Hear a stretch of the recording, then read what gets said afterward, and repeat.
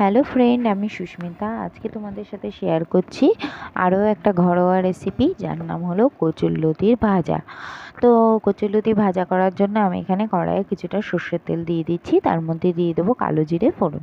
কালো জিরে দিয়ে একটা সুন্দর গন্ধ বেরিয়ে গেলে তার মধ্যে দিয়ে দেবো কুড়ানো রসুন, দিয়ে দেবো কুচনো পেঁয়াজ, লবণ আর হলুদ।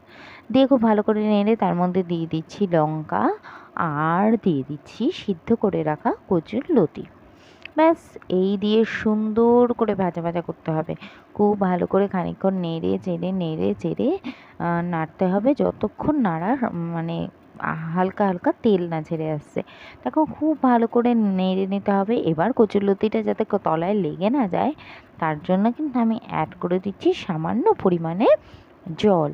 তো তোমরা দেখতেই পাচ্ছ, এরপরে দিয়ে কিন্তু খুব আস্তে আঁচ কমিয়ে দিয়ে খানিকক্ষণ ঢাকা দিয়ে রাখতে হবে, বা ঢাকা খুলেও যদি তোমরা চাও জলটা শুকিয়ে নিতে পারো। তো এরকম হালকা হাতে তারপর একটু চিনি দিয়ে দাও বা মিষ্টি দিয়ে দাও, যে কোনো মিষ্টি তোমরা ইউজ করতে পারো। তাহলে কিন্তু রেডি কচুরলতি ভাজা। আমার কথা বিশ্বাস করো, এখানে যে কচুরলতি ভাজাটা আমি করেছি, মশলা কিন্তু কিচ্ছুতেই নেই, পেঁয়াজ, রসুন, কালো জিরে আর লঙ্কা।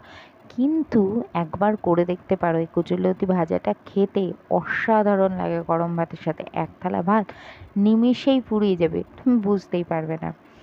আজকের রেসিপিটা কেমন লাগলো তোমাদের জানাইও একটা ছোট্ট কমেন্ট করে। যদি ভালো লাগে চ্যানেলটাকে লাইক, কমেন্ট, শেয়ার, সাবস্ক্রাইব আর